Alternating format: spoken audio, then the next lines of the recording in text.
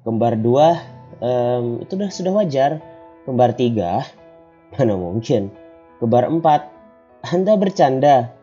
Kembar 5 oke, Anda terlalu banyak tidur.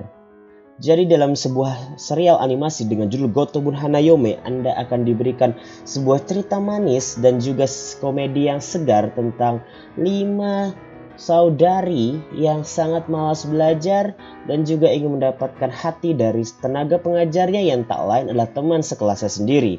Bercerita tentang Uesugi Futaro yang ingin mendapatkan uang dari hasil mengajari 5 anak manja super kaya, imut, dan punya kepribadian yang sangat lugu.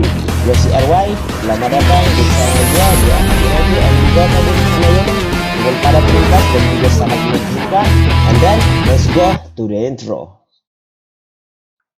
Sebuah hal yang harus kita sadari dari anime ini adalah anime yang telah dirilis pada winter 2019.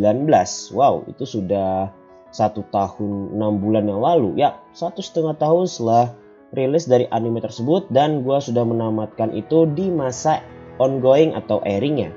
Jadi kalau gue membuat review ini sebenarnya sangat terlambat, tapi di zaman itu gue masih belum jadi seorang YouTubers dan sekarang baru bisa gue review animenya. Ada sedikit ingatan gue yang pasti kurang-kurang tentang anime itu sendiri.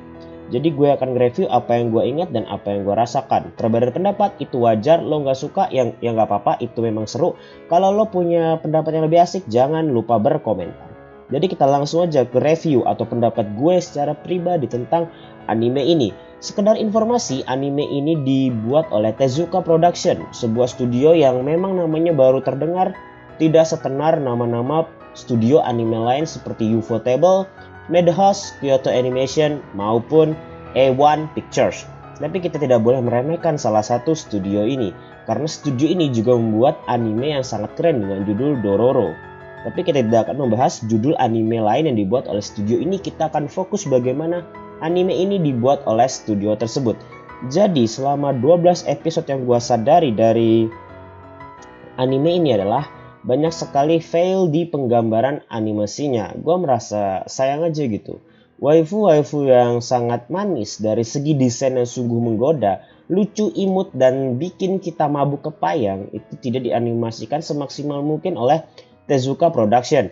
Tapi di sini gue nggak mau nyalahkan dari pihak studio, mungkin karena pihak studio ini juga masih baru dan juga mengurus anime lain yang sudah gue sebutkan sebelumnya, yaitu Dororo. Kita lihat bagaimana kualitas Dororo itu sangat luar biasa. Jadi nggak aneh kalau anime ini mungkin dibagi pekerjaannya oleh studio. Tapi tetap saja animasinya itu sangat ringan. Yap, sangat ringan. Jadi gue nggak bisa bilang bagus, nggak bisa bilang jelek.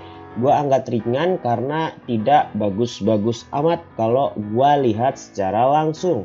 Penggambaran yang kontras, desain karakter yang matanya lebih besar daripada desain aslinya itu membuat gue sedikit penasaran kenapa jadi berbeda seperti ini. Jadi gue gak akan nyari tahu sampai ke situ. Kalau kita membahas plot maupun cerita dari anime ini, yang paling asik itu adalah dengan komedinya yang sedikit segar. Kenapa gue bilang sedikit segar? Karena ya dibilang lucu-lucu amat kagak, dibilang garing-garing banget juga enggak. Ya jadi gue bilang segar, gue bisa bikin gue senyum tapi bisa bikin gue enjoy ketika menikmatinya.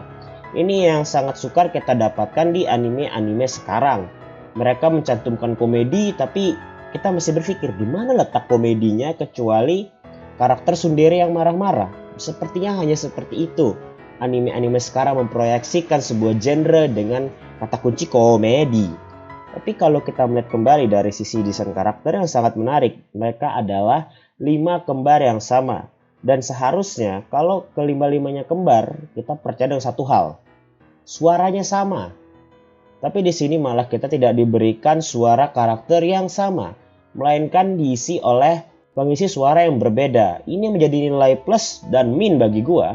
Karena kalau gua ketemu kembar gitu, atau kembar 2 tapi ya, nggak ada yang kembar 5 sih ya. Itu semua suaranya mirip-mirip, sama ya kurang lebih ya. Tapi di anime ini malahan pengisi suaranya itu berbeda-beda, dan itu membuat gue hilang konsep dari Hanayome-nya gitu. Tapi yang menarik adalah pengisi suara dari anime ini itu bukan pengisi suara kacang-kacang, enjeng gondok maupun pengisi suara yang tidak berpengalaman.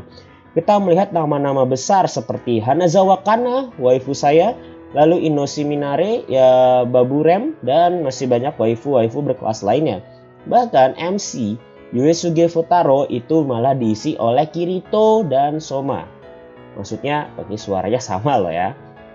Jadi itu nilai yang sangat plus banget dari gue, karena studio ini berani mengambil alih atau direkturnya berani mengambil nama-nama besar untuk mengisi suara di animenya, dan gue bersyukur mereka cocok.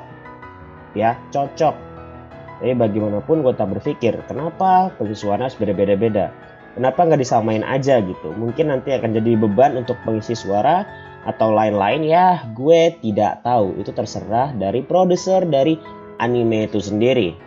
Kalau kita membahas tentang alur ceritanya, gue tekankan alur ceritanya ini sangatlah santuy banget. Kita hanya diberikan cerita tentang Yuesuge Futaro, anak yang sungguh pintar dengan tampang yang pengen gigit lo gitu kan. Tapi dia di sini tuh berperan sebagai seorang siswa teladan yang mendapatkan nilai yang sempurna dan diminta oleh ayahnya untuk mengajar 5 anak manja yang semuanya kembar. Anak manja tidak suka belajar, nilainya 0 dan ya pokoknya banyak jelek-jeleknya lah. Jadi waktu itu fandomnya bilang body bahe 0, otak 0 gitu kan. Ya itu terserah fandomnya sih di masa itu. Tapi kita harus menikmati di sini adalah perkembangan dari mereka itu sendiri. Jadi ada 2 perkembangan di sini. Pertama adalah perkembangan perasaan dari para saudari ke guru privatnya atau tokoh utama, dan juga perkembangan dari akademik mereka. Nah, kalau misalnya kita lihat dari episode 1 sampai episode 12, di sini gue akan sebisa mungkin mengurangi spoiler ya.